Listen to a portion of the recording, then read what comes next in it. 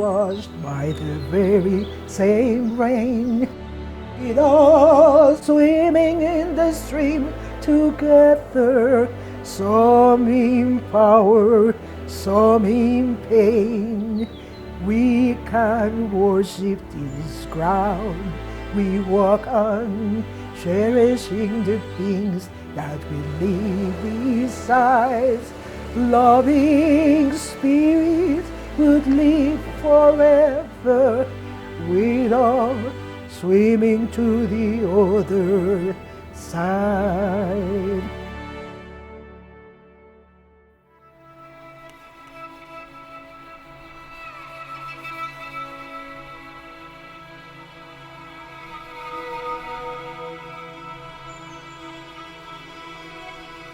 I think it's pretty much in the DNA of our species to abuse about nature because they feel empowered. They can come and chop and burn and take away, and they feel good themselves. So that disconnection and self that we can abuse and feel empowered, I think is that why our beautiful planet is dying. Knowing that the best of living has gone. You know? Our children won't have the pleasures that we used to have.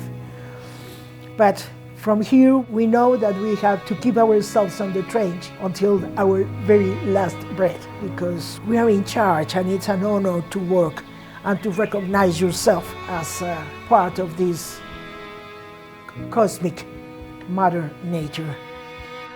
Well, I'm very attached to Sierra Gorda because it's a personal affair with these mountains. And we're deeply rooted as a family. I'm a fifth generation in these mountains, so it's our territory and we're responsible to keep it healthy. And yeah, I take threats and projects sometimes in a personal way. I think we should be more attached to our land.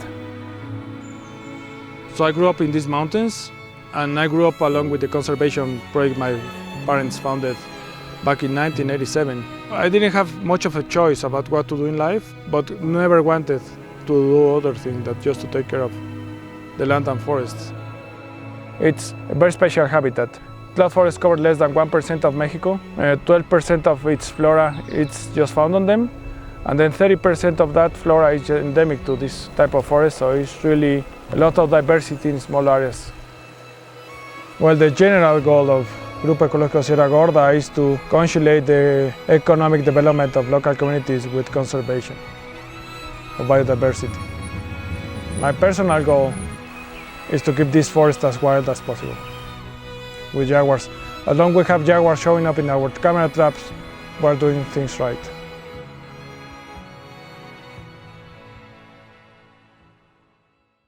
We had this decree on the 97, and since then the Grupo Ecológico has been administering and managing this territory that is almost 1 million acres territory in eco-management among the federal government and the local civil society. I think that it has given very good results because we have that sense of belonging. We love every little piece of this land. We are aware of every trouble, trying to solve it, and we keep this land as you could protect your own mother. So nowadays it's hard for the region because the climate change, it's in our shoulders. You can see it everywhere. Forest plagues, diseases, the dry land, the jungle, everything is decaying. So it's very hard for us to see that in spite of all our efforts, climate change effects are there.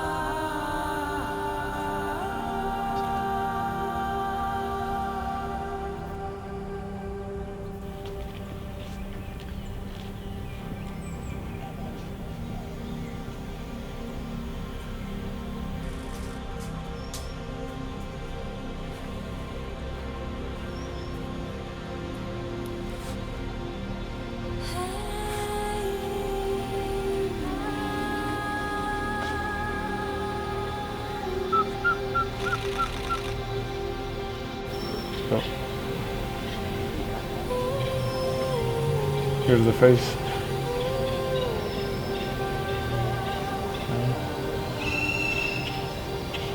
I like the reddish lips on the background and the bromide dots. Looks decent. We have 3 of these pygmy owl species. 3 species. This is the one present in the lowlands, and you get them in the US in the Rio Grande Valley in Texas. So a lot of birders head up to have a glimpse of these guys that are like chickens here.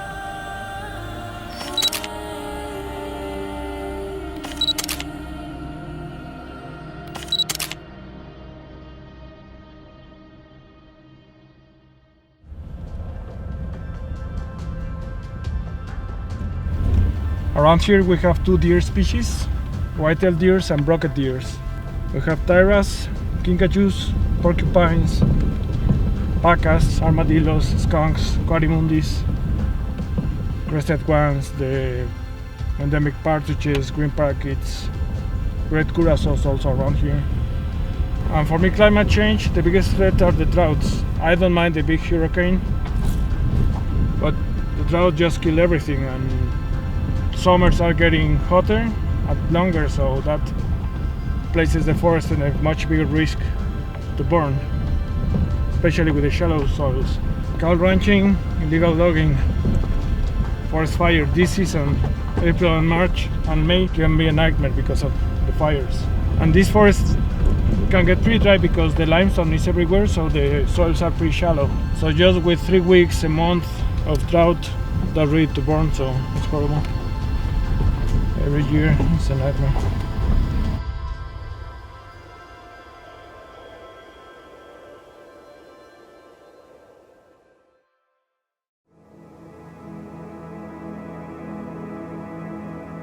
My favorite thing to do is to be loose on the forest. This might seem remote, but for myself it's my backyard. I feel alone in the city, not here among friends. So my best thing to do is to be with my gear, my cameras, and chasing creatures around in a nice way, trying to get images. There are some personal traumas, species I have not been able to photograph. There are some partridges that are for sure around here, but it has really been helpful for our project to have images and clips coming out from the field. And that really moves people. So, and the Sierra Gorda Mountains are so important because, you know, Mexico is one of the top 10 mega diverse countries, and Sierra Gorda happens to be the most eco-diverse protected area in Mexico. So really by working here, we're protecting a lot of Mexican diversity. And Sierra Gorda is just a small piece in this big country.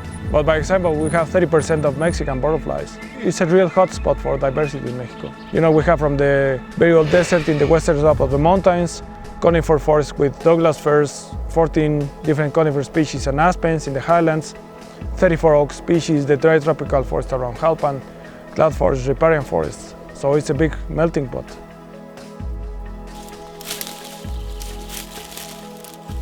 And as soon as you give the nature the opportunity to regenerate herself, it happens, and it is a miracle. How can we recuperate thousands of new forests? How can we recuperate the old forest when you give economic value to the natural capital that it's enhanced of the communities? It's a win-win process. They getting the benefits of these programs.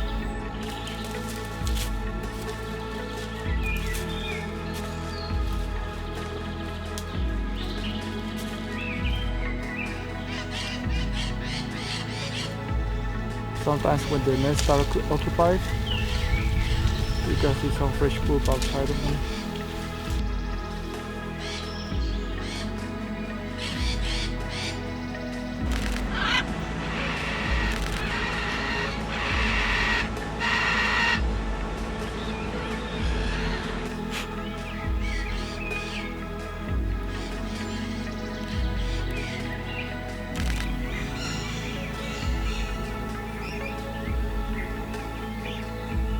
Yeah, I'm proud to see the difference. Before this was purchased, was really under stress. The previous owner had a heavy hand and he was chopping trees everywhere and cattle, and tourists were beginning to visit the sinkhole, so the parakeets were in danger to lost their nesting site. But now, as you can see, there was nobody in that trail for months. That was why it's so overgrown. So I really like this thing about giving back to nature special sites. And parakeets have a big place in my heart, so happy to be able to protect their site.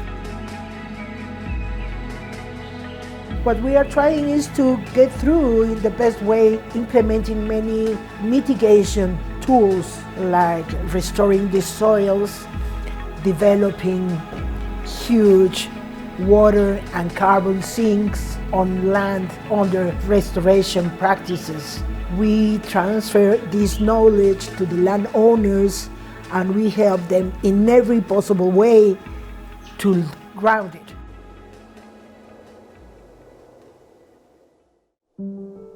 We just expanded past week with a 40-hectare purchase to a local landowner, thanks to the support of the Woodland Trust. And that tract of forest has all-growth oaks, 40-meter high trees, and we found this natural limestone arch in the middle of the forest over the canopy. You still have extensive forest, and that's something that is left in very few places in Mexico. So you still have nice extension. And on this road, past year, just found a mama jaguar crossing with a calf. So there's the big cats still around here for sure, and they come regularly in our camera traps, along with pumas.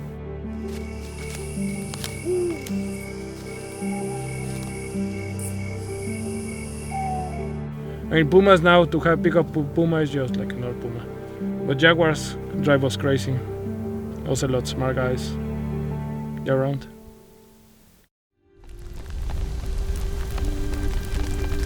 Now let me go and grab my machete.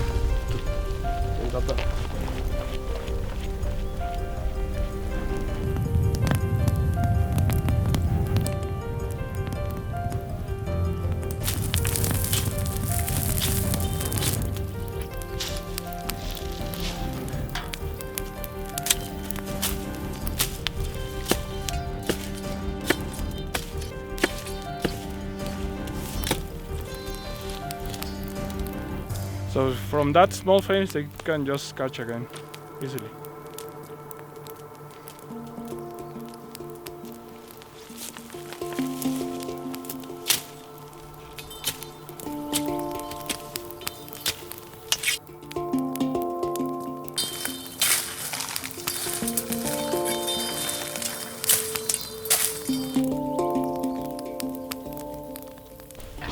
On these trees I guess they're going to die.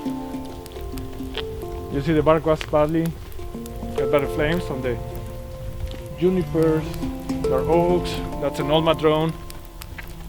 These madrones are pretty old. They grow slow, so to be that thick, my guess is that easily 150, 200 years. And thanks to a moron, they're going to go away.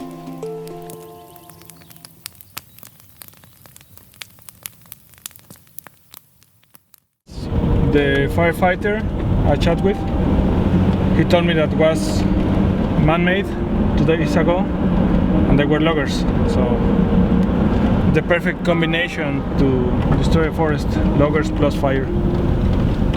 So I'm not surprised at all.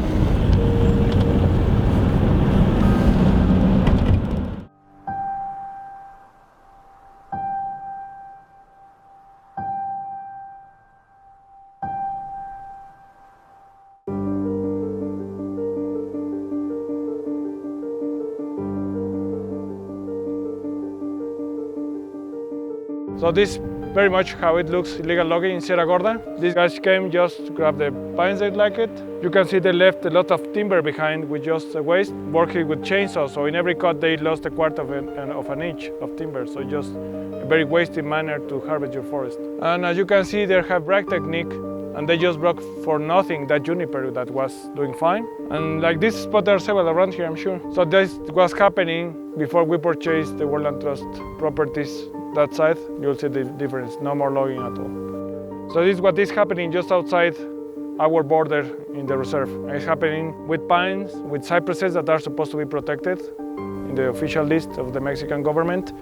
And you'll see those cedars. When you bring one of those guys down, you have bromeliads, and those bromeliads are also endangered species, and in those bromeliads live salamanders that are another endangered species. So It's just a knockdown of biodiversity to make logging in these forests.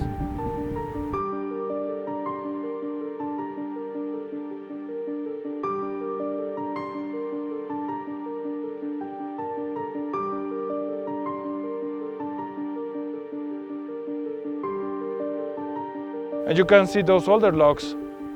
A post like that might be just 50 pesos. And for 50 pesos, they chop down a tree that took maybe 100 years to grow, so just completely nonsense. It's so easy to chop down a tree. He can't run away, he can't even yell. And any guy with a chainsaw in 5 minutes can chop down 300 years. Without respect, without consideration, even without any thinking, because they just took a small tract of the log and then leave the big tree to rotten away. So it's completely unsustainable, just greed, a cheap way to do things. We are afraid. We are afraid, and I think that with all the climate change, I think that it's a darkness over the planet. They ignore Mother Nature. They don't protect Mother Nature. Maybe because they don't recognize the planet as a whole. Maybe because they don't feel that sense of belonging, or they ignore what a cosmic legacy we have to take care and to preserve for future generations. We work with a lot of sorrow for what we have done to the planet, and we try to grow hope, but it is not easy when you know that wonderful way of living that we used to have in my generation, it's lost.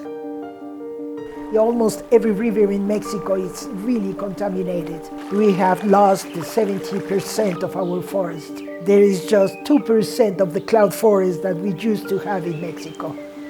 For me, the biggest threat to Sierra Gorda is climate change. You can see the effects around here just now. This forest is now struggling to endure the drought. That's a big thing behind everything. But the local specialties, you just witnessed illegal logging over several species, poaching, dogs killing wildlife everywhere, forest fires, and the human population booming. That's a worldwide issue. You have more people here, more houses, they need water, so it's an always increasing human pressure. I think of humankind as a wave and a tide that is slowly taking everything for themselves.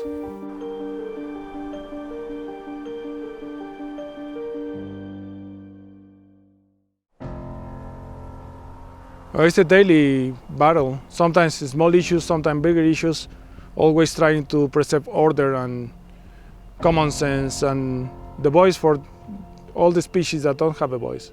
That really upsets me, the indifference about our species and the blindness. So no, I'm not optimistic about the future, but I think it's a moral issue to keep doing what we're doing. It's the right thing to do. And not because your mother is dying in the hospital, you are going to leave her die alone and without support.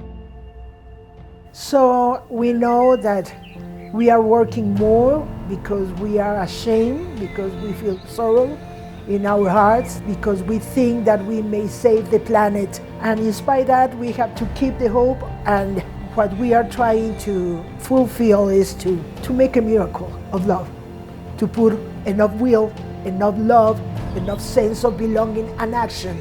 Maybe this will arise something good. Maybe better human beings that know the diversity as a wonderful legacy that doesn't belong to us. So my hope for the future, with all these bad things moving forward so fast, is to do my best until the very last minute I have here. That's the very best I can wish. It's always the difference that a single person can make and the commitment you can develop. Do your best for your own land, and that makes a difference, not an outsider. My hope for the future is to arise this new consciousness that may recognize the planet as a wonderful patrimony and that could feel in their hearts sorrow because of what we have done to the planet, and join these forces, the young people voices that are arising. My heart and my actions are with them, and we expect to be part of that global community of people that feel passion and feel thanks for the life that our biosphere support.